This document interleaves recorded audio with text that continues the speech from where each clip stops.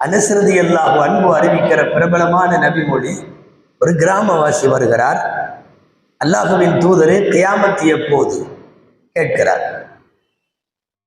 ஸல்லல்லாஹு அலைஹி வஸல்லம் திரும்ப கேட்டார்கள், மா அஅதத்த லஹா, கியாமத் இருக்கட்டும், நீ அதற்காக என்ன தயாரித்து வைத்திருக்கிறாய்?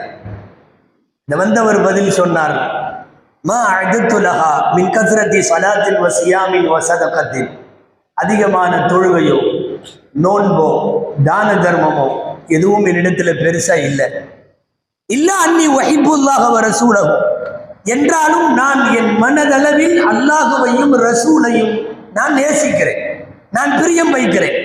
என்னுடைய உள்ளத்தில் இருக்கிற பிரியம் வெறுமனே வாய்ச்சாலம் அல்ல, வார்த்தை சாலம் அல்ல. உண்மையாக நான் அல்லாஹுவை நேசிக்கிறேன், ரசூலை நேசிக்கிறேன்.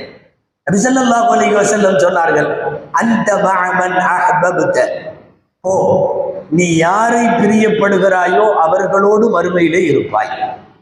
நபிகள் நாயகம் ஸல்லல்லாஹு அலைஹி வஸல்லம் உடைய இந்த வார்த்தை சஹாபாக்களை எவ்வளவு பெரிய மகிழ்ச்சிக்கு உள்ளாக்கியது தெரியுமா? அனஸ் ரலியல்லாஹு அன்ஹு சொல்லுகிறார்கள், என் வாழ்க்கையிலேயே நான் அதிக சந்தோஷப்பட்டது 2 நாள்.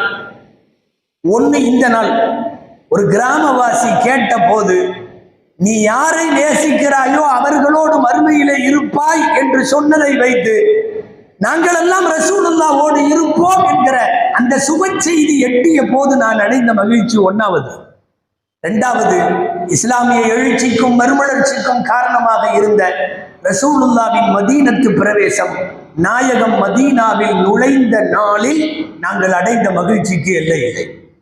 அந்த அளவிற்கு நாங்கள் பெருமானார் ஸல்லல்லாஹு அலைஹி வஸல்லமுடைய வருகையால் மகிழ்ச்சி அடைந்தோம்.